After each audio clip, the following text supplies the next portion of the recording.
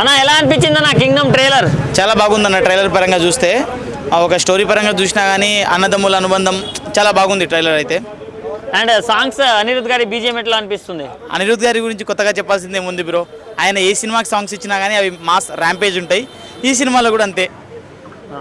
మరి ఇప్పుడు విజయన్న ఇంతకుముందు అన్ని లవ్ స్టోరీస్ అవి చేశాడు, బట్ ఈసారి మస్తుగా మాస్ యాక్షన్ జోన్ ట్రై చేస్తున్నాడు కదా, సో దాని మీద నీ ఎక్స్పెక్టేషన్స్ ఏంటన్నా? Mass expectation bro. ఎక్స్పెక్టేషన్ గురించి చెప్పాలంటే మాస్ ఎక్స్పెక్టేషన్. ఎందుకంటే ప్రతిసారి లవ్ స్టోరీలు లేకుంటే చెత్త రోత రొటీన్ స్టోరీలు కాకుండా ఈసారి ఒక వెరైటీ స్టోరీ, ఒక మంచి కాన్సెప్ట్, అన్నదమ్ముల కాన్సెప్ట్, దాంట్లోనూ అన్నయ్య క్రిమినల్, తమ్ముడు పోలీసు, ఇట్లాంటివి అన్నయ్యని మార్చడం, అన్నయ్య కోసం వెళ్ళి మనోడు కింగ్ అవ్వడం, ఇట్లాంటివి చాలా different kind of story bro. ఇది చాలా చూడచక్కనైన సినిమా అని చెప్పుకోవాలి మనము. చాలా మంచిగా చూడాల్సిన సినిమా. ఓకే, మరి టికెట్లు బుక్ చేసుకున్నావా?